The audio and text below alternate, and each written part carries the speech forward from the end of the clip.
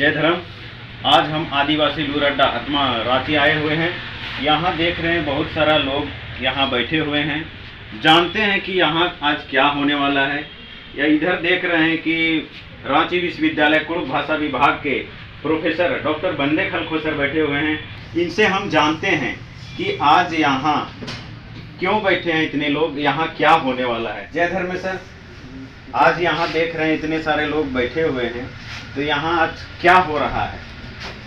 आज हम लोग समन्वय संघ की ओर से इसलिए जुटे हैं क्योंकि आज इतना दिन वर्षों के बाद गठन के बाद हम लोग आज इंटरनेट का ज़माना आ गया है, इसलिए यूट्यूब चैनल का उद्घाटन के समारोह पर हम लोग सभी आज जुटे हैं।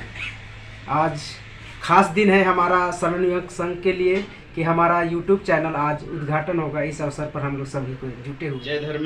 जय धर्म।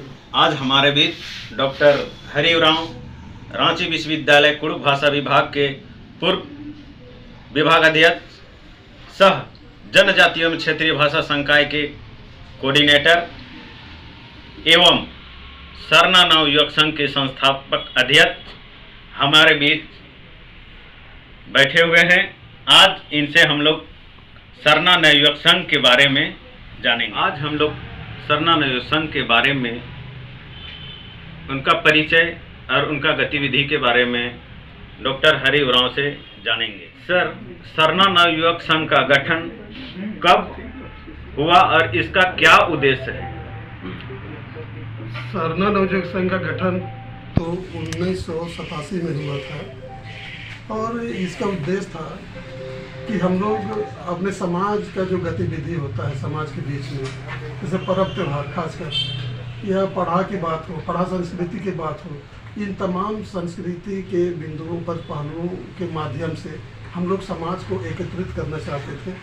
और ख़ासकर हमारे पढ़े लिखे लोग जो शहर से नौकरी शहर में जो करते थे, गांव से छूट रहे थे, उन लोग पर्व त्यौहार से अलग अपने को रखना चाहते थे। तो उन लोग कैसे जुड़े रहें और सारे लोग गांव घर में जो मनाए जाते हैं सारे त्यौहार, उन त्यौहार में सारे लोग पूर्ण भागीदारी ले सकें, उस उद्देश्य से हम लोग इसका गठन किए और इसमें कई प्रकार से लोगों को जोड़ने का प्रयास किए और बहुत लोग जुड़े भी। सर, सरना नवयुवक संघ द्वारा पहली बार पूर्व संध्या कहाँ मनाया गया था और उसमें कितने नृत्य समूह भाग लिए थे? ये बहुत अच्छा सवाल है। ये सबसे पहले 1987 में ही जब गठन हुआ और उसी साल पूर्व संध्या समारोह का आयोजन किया गया था। और यह पूर्व संध्या समारोह का आयोजन आदिवासी हॉस्टल के स्वर्ण रेखा पीजी हॉस्टल में यह आयोजन किया गया था।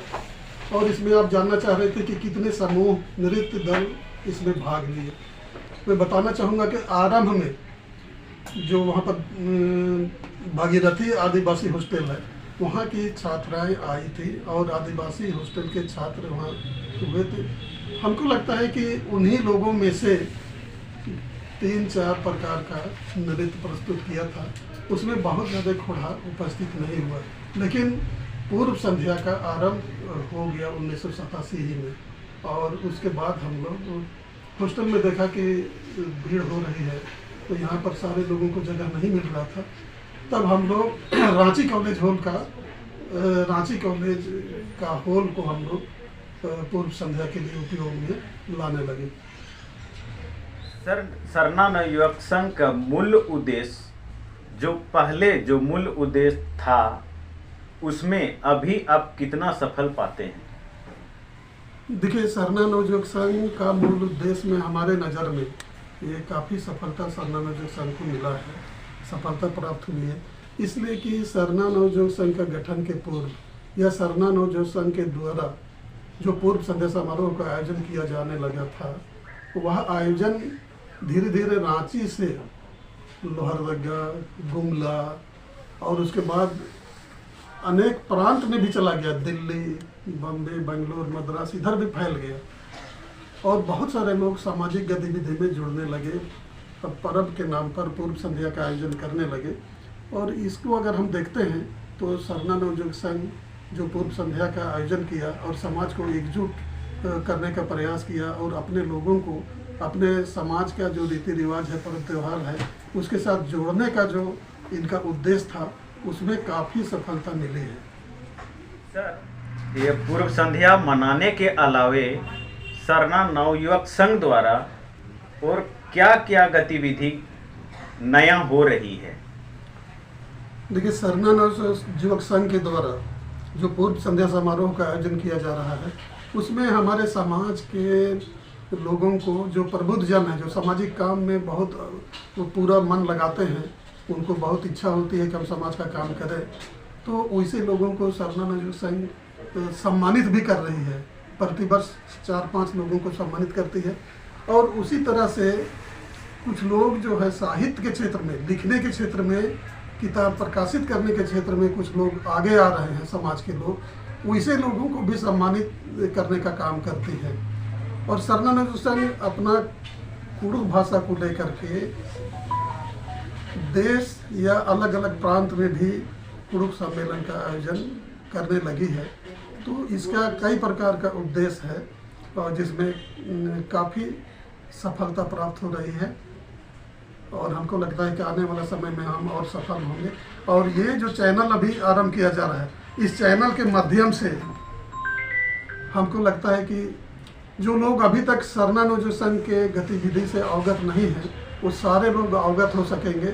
और देश प्रदेश या देश दुनिया की बात करें तो सभी जगह के हमारे कुड़ुख लोग जो रहने वाले हैं, निवास करने वाले हैं, कुड़ुख समाज से जुड़े हुए लोग हैं, रीति रिवाज को जानते हैं और इसको देखना चाहते हैं, वैसे लोगों को सुनने के लिए भी मिलेगा और किताबों में पढ़ने के लिए भी मिलेगा और इसका आयोजन को इस चैनल के माध्यम से देखने का भी अवसर हमको प्राप्त होगा।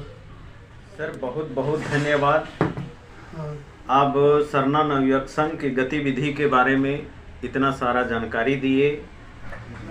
जय धर्म।